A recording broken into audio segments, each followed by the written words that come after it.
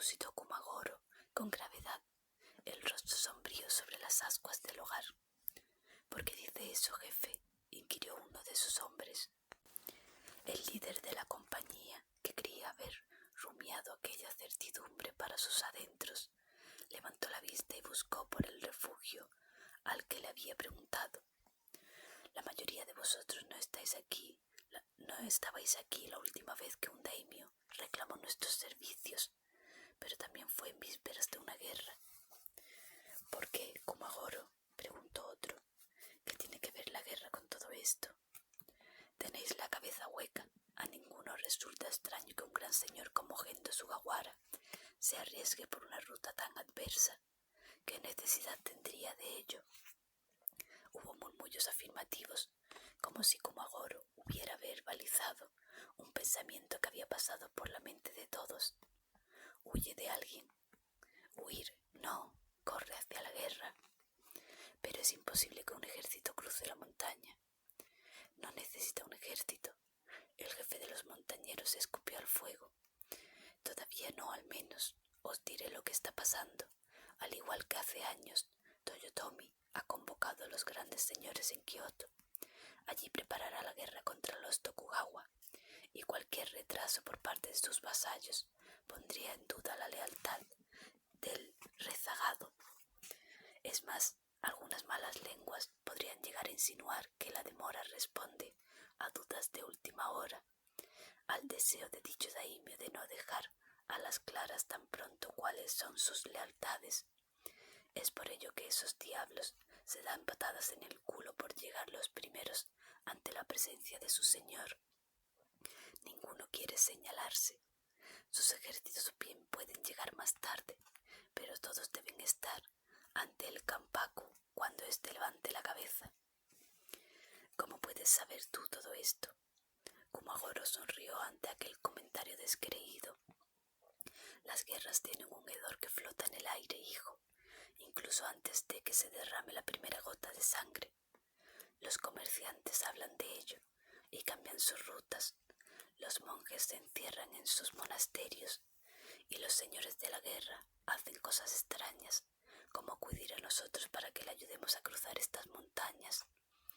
Este paso es la forma más rápida de llegar desde la costa septentrional hasta la ruta Sanyodo. Es por eso que Sugawara ha elegido este camino. No me cabe duda. Díselo tú, Danzo. Es cierto lo que dice, corroboró el explorador, que se distraía limpiando una rama de abeto en un rincón de la cueva. Si Gendo Sugawara no quiere ser el último en acudir a la llamada de su señor, deberá cruzar por el paso de Hiono. Así que procurad no hacer ninguna estupidez, porque no podéis estar seguro de que los samuráis que le escoltarán serán unos auténticos hijos de puta que nos tratarán como a perros. Si no quieren verse perdidos en medio de la montaña, más les vale echar algún hueso a este perro, dijo uno de los compañeros, y todos, incluso Senju Sekiyama, que había atendido la conversación en su habitual silencio, prorrumpieron en una risa escandalosa. Aún no había amanecido cuando Danzo despertó a Senju. El explorador ya se había calzado las botas de caña trenzada y se había envuelto en su gruesa capa. Despierta, necesito que me acompañes. Quiero asegurarme de que no ha habido desprendimientos esta noche. Puede que necesite tu ayuda si hay que despejar algún paso cegado por la nieve. Senju asintió y comenzó a vestirse, con cuidado de no despertar a los demás, que aún dormitaban en el refugio. La llegada del séquito de Gendo Sugawara estaba prevista para el mediodía, y la expedición partiría a primera hora de la tarde. Si todo iba bien, harían noche a medio camino, junto a la pared de un desfiladero que les protegería contra el viento, y habrían cruzado al sur de la montaña antes de la tarde del día siguiente. Senju se reunió en el exterior con el que había sido su adiestrador. Se detuvo un instante para ceñirse la capa de paja y mirar al cielo. No tiene buena pinta, puede que hoy haya ventisca. De cualquier modo partiremos esta tarde, ya oíste anoche a Kumagoro. Esos samuráis no querrán esperar a que el tiempo acompañe. Su interlocutora asintió sin dejar traslucir preocupación alguna. ¿Qué llevas ahí?, preguntó Senju señalando una larga bolsa de tela que Danzo llevaba anudada a la espalda. Desayunaremos en la montaña, toma. Le lanzó una pala de madera. Puede que nos haga falta para apartar la nieve. Y sin perder más tiempo, los dos hombres se pusieron en marcha. Unas horas más tarde, ya habían cubierto buena parte de la primera mitad de la ruta, pues dos hombres solo avanzan por la montaña mucho más rápido que una larga caravana. Cuando rayaba el alba, Danzo y Senju se sentaron en el mismo lugar donde mantuvieron su primera conversación, junto a un impresionante acantilado que se asomaba sobre el páramo nevado. Allí desayunaron mientras contemplaban el amanecer. «¿Sabes?», dijo Danzo rompiendo el pesado silencio. «De vez en cuando en la vida uno tiene la oportunidad de contemplar cosas extrañas». «¿A qué te refieres?», preguntó Senju, que por el tono de voz de su interlocutor ya imaginaba que aquel comentario no era casual. «Cosas singulares fuera de lo cotidiano, como que un samurái insista en unirse a una compañía de míseros montañeros, o que todo un señor de la guerra necesite de nuestros humildes servicios para acudir a tiempo a la llamada del mismísimo Hideyoshi Toyotomi. Son situaciones excepcionales de las que solo vives una o dos veces en la vida. Tú lo has dicho, son cosas que se ven un par de veces antes de morir», admitió Senju con media sonrisa. «Pero, ¿sabes qué resulta más extraño? Que dos hechos tan singulares se produzcan al mismo tiempo. Entonces, si uno no es estúpido, debe pensar que quizás no sea casual». «¿A dónde quieres ir a parar?». La voz de Senju se había tornado seca como la yesca. «Se me ocurre que el samurái que aparece un mes antes de la llegada de un gran señor puede ser un sicario enviado por un daimyo rival, y que su verdadera intención sea ganarse nuestra confianza para así poder llegar fácilmente a su víctima. O quizás seas un emisario del propio Gendo Sugawara, enviado como avanzadilla para vigilarnos, para asegurarse de que somos de fiar. ¿Quién eres tú, Senju? ¿El asesino o el espía?». «Ni uno ni otro», dijo Sekiyama con calma. «Por algún motivo desconfiaste de mí desde un principio, lo sé bien, pero no había engaño en mis palabras. He dejado atrás mis días como guerrero». «Si es así, demuéstralo, deshazte de esto». Y Danzo tiró a sus pies la alforja de tela que llevaba a la espalda. El nudo estaba deshecho y sobre la nieve rodaron las dos sables de Senju. El samurái no miró las espadas a sus pies, sino que sostuvo la mirada del montañero. «Si realmente has dejado atrás tu vida anterior, si ya no eres un samurái, ¿por qué conservas tus espadas?». Lentamente, sin mediar palabra, Senju recogió las armas del suelo. Las dos sayas estaban atadas con una banda de seda, de manera que no pudieran separarse, y las empuñaduras gemelas descansaban una junto a la otra. El samurái empuñó la katana y tiró de ella brevemente. El acero se asomó a la luz de la mañana, y Danzo tragó saliva, temeroso de lo que pudiera venir a continuación. Pero Senju volvió a empujar la empuñadura, y la hoja desapareció en el interior de la vaina. Con las dos espadas enfundadas, el samurái se puso en pie y se aproximó al filo del abismo. Extendió el brazo y las dejó caer. La daisho, zarandeada por el viento, se perdió entre las nubes que flotaban más abajo. «¿Me crees ahora?». Danzo asintió en silencio, pues sabía que no se podía pedir mayor prueba de sinceridad a alguien que alguna vez se hubiera llamado samurái. La expedición de Gendo Sugawara partió poco después del mediodía. 54 samuráis a pie conformaban su escolta, rodeando un palanquín cerrado de madera tallada en cuyos laterales se había pintado en negro sobre laca roja el camón del clan Sugawara, la ola encrespada sobre un círculo lleno. La marcha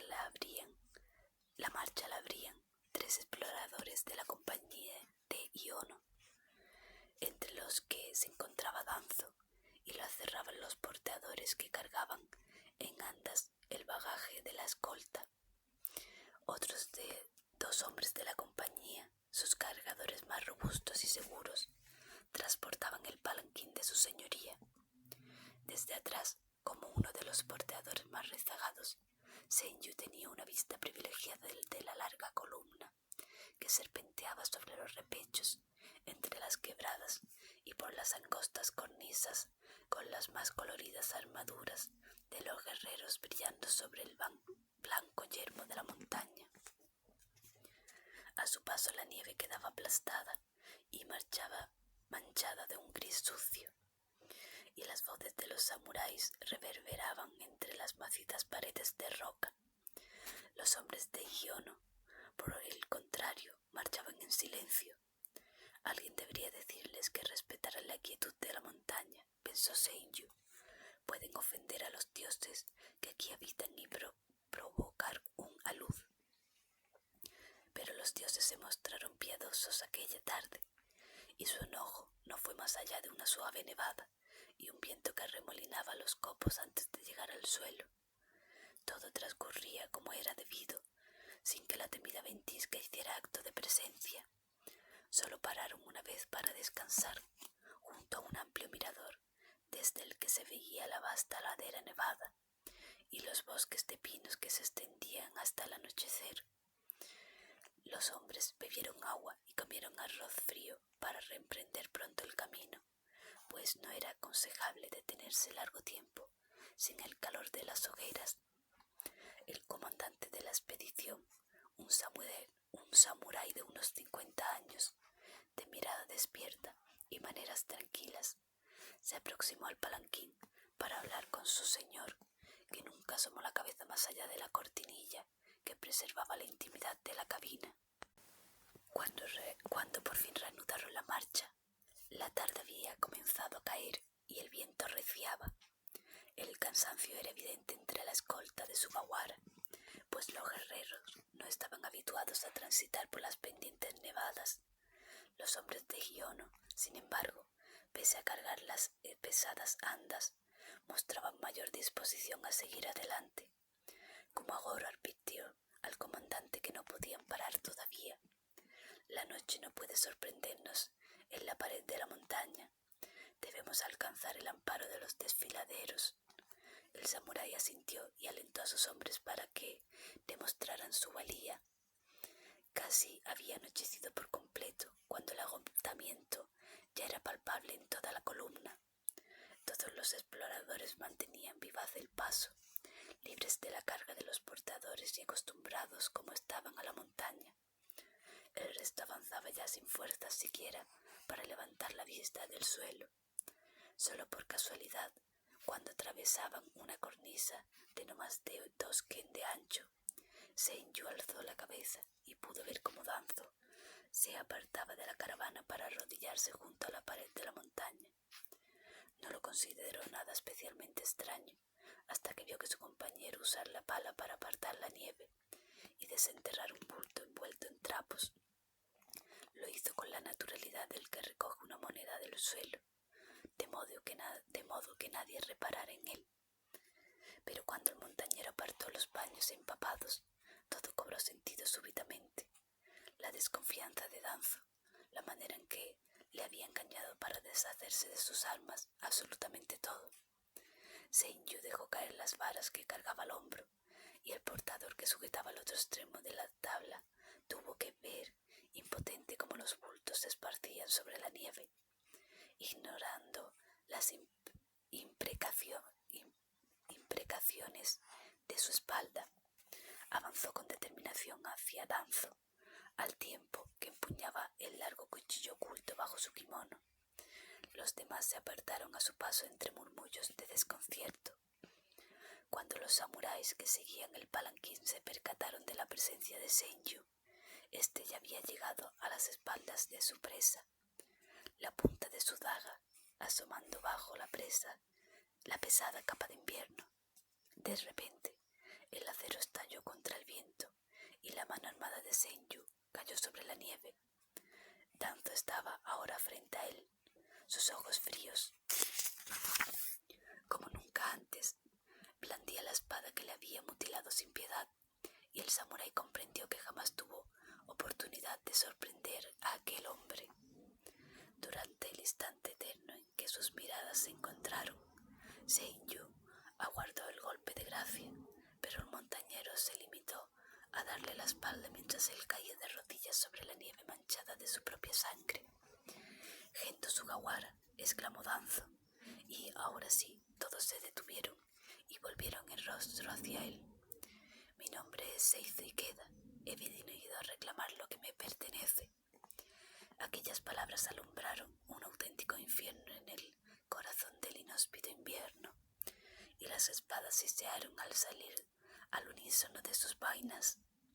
Los samuráis que habían entre él y el palanquín del daimio comenzaron a moverse, y más allá de aquella súbita muralla de acero irizado, Seizo pudo ver cómo Sugawara descendía hasta la nieve, curioso ante el desafío de aquel único hombre.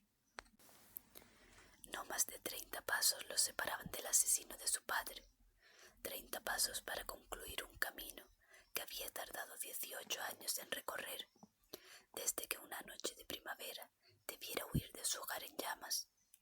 30 pasos flanqueados por afilado acero y samuráis dispuestos a dar la vida por su señor. ¿No sería él el que les negara tal honor? Seizo Ikeda se lanzó hacia adelante, empuñando sus dos espadas, como una vez viera hacer a un ronin a orillas del Nagaumi, y bajo su terrible hoja perecieron uno tras otros todos aquellos que osaron desafiarle. Desafiaba con una mano y apuñalaba con la otra, su filo insaciable, devastador como el postrero viento invernal. Sus enemigos, agotados por la larga travesía, los pies hundidos en la nieve, con espacio solo para hacerle frente de dos en dos en aquella angosta cornisa, iban cayendo bajo su furioso avance, y él los apartaba a un lado como las hojas que caen de un árbol muerto, obligándolos a despeñarse por el acantilado o a morir acuchillados entre su espada y la pared de la montaña. El viento azotaba la cornisa, la nieve que antes les lamía el rostro ahora les mordía con afilados dientes de hielo. Los samuráis que encabezaban la escolta intentaban retroceder para interponerse entre su señor y el asesino, pero solo conseguían empujarse unos a otros, y algunos incluso cayeron al vacío. Cuando se hizo evidente que la marea humana podía arrastrar también al palanquín, el comandante les ordenó detenerse. A continuación, alzando la voz sobre el viento, rogó a su señor que regresara a la cabina, pero Gendo Sugawara estaba cautivado por aquel momento poético de poética venganza, y no podía hacer más que observar la ira desatada de aquel hombre, que parecía rivalizar incluso con la tempestad reinante. Era sin duda una fuerza inexorable al encuentro de su destino. ¿De qué serviría huir de ella? Cuando Seizo llegó hasta Sugawara, dejando tras de sí carne, huesos y nieve ensangrentada, pudo ver por fin el rostro de aquel que había exterminado toda su casa. No era como lo había imaginado. Habría esperado a un gran señor de la guerra, de aspecto temible y mirada desafiante hasta el final, orgulloso y pleno de poder. Sin embargo, así desnudo, despojado de su armadura y de su ejército, solo quedaba un hombre de ojos huidizos, enterrados en una cara redonda. Desde luego, no era mejor que cualquier otro. Quizás fue la repugnada decepción de Gendo Sugawara. Encontró en los ojos de Seizo lo que le hizo despertar de su ensoñación. no presenciaba una de las gestas del cantar de Heike, sino una simple y cruel matanza. «Rápido, apartadlo de mí, acabad con él», pudo exclamar antes de que su cabeza rodara por el suelo, y todos se enmudecieron mientras el cuerpo del daimio se tambaleaba como un árbol sin raíces. Contemplaron ese instante con la mirada incrédula, como si un río fluyera hacia la montaña o la primavera diera paso a un crudo invierno. Un sinsentido que truncó sus voces, pero cuando el cadáver se desplomó sobre la nieve, la ira llenó aquel vacío y los acontecimientos se precipitaron. Fue entonces cuando Seizo, rodeado por no menos de 40 enemigos, afrontó la certeza de su muerte, y lo hizo con la extraña sensación de que su paso por este mundo había hecho desgraciadas a muchas personas y felices a muy pocas. Encaró con entereza la lluvia de espadas que se cernió sobre él, y solo hincó la rodilla cuando una cuchillada le atravesó el muslo. Incluso así, desde el suelo, las espadas de Kenzaburo Arima continuaron devorando el alma de sus enemigos, pero su camino no concluía allí. El filo de un abismo, tal como siempre había sospechado. ¿Qué sentido tenía llevarse más vidas consigo? El abrazo del vacío se abría a su espalda, reconfortante lejos de aquel ruido, de aquel mundo violento. Entonces cayó el último de los Ikeda, se hundió en la tormenta, con una sonrisa en la boca, aliviado de que su largo viaje tocara su fin, agradecido de que las entrañas del monte Hiono fuera su tumba,